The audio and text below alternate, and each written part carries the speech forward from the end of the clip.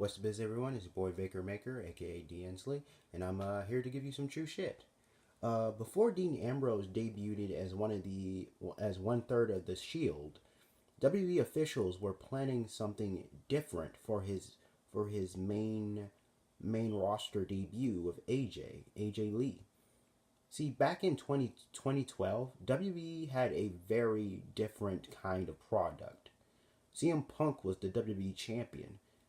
Daniel Bryan was a top heel and was just beginning the Yes movement, and AJ Lee was the hottest performer in WWE for most of the year. Eventually, WWE officials pulled the trigger on the Shield faction at the WWE Survivor Series that year, and that set off the chain of events that takes us to the present day. Most people would argue that WWE officials made the right call, but Dean Ambrose almost debuted very differently and alongside AJ Lee back in 2012.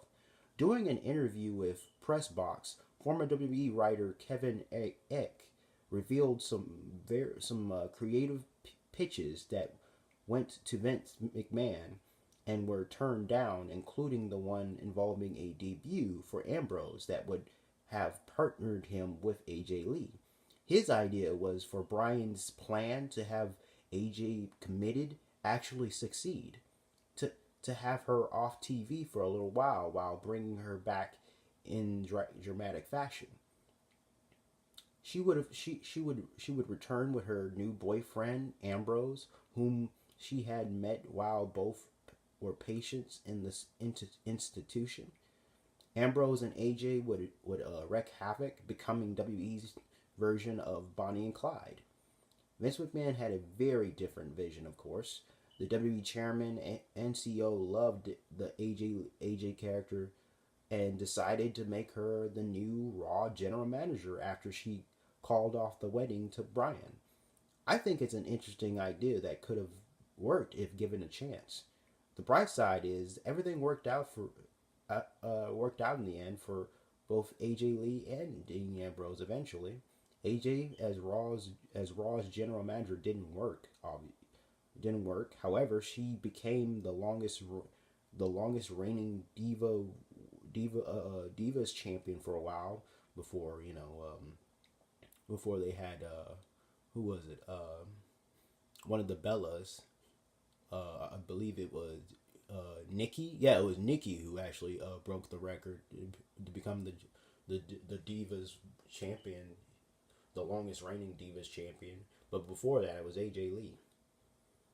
Um, as for as for as for the Lunatic Fringe, he debuted with the Shield a few months later and then became a top babyface and won the WWE title. So, like I said, it kind of worked out in the end. Um,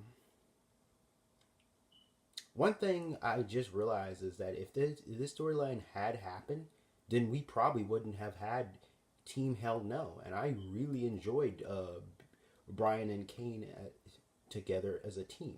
But because think about it, the team was only formed because AJ Lee was the Raw's GM and sent Daniel for anger management classes, and Kane happened to be there with him.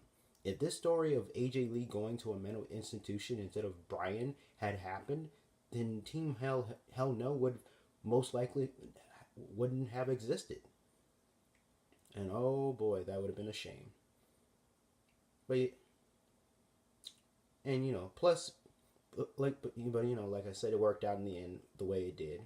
Plus, the Shield wouldn't have been great if it wouldn't have been as great as it was if they had someone else other than Dean Ambrose as the third member. And like I said before, AJ Lee went on to have a decent career in the women's division, anyways. But yeah, I'm glad everything turned out the way to go. But it's just an interesting thing to think about, to see how what could have been, just to think about.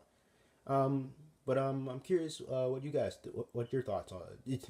Do you So were some of you already aware of this, or this is like a totally new news for you guys? I only heard about this about like maybe a couple months ago. I just meaning to do a video discussing this about to you guys. So just comment below what you guys thought. Do you think it should have happened, or do you like the way the things turned out in the end? And if you like this video, if you enjoy this video, be sure to like and subscribe. And that's it. Stay beast.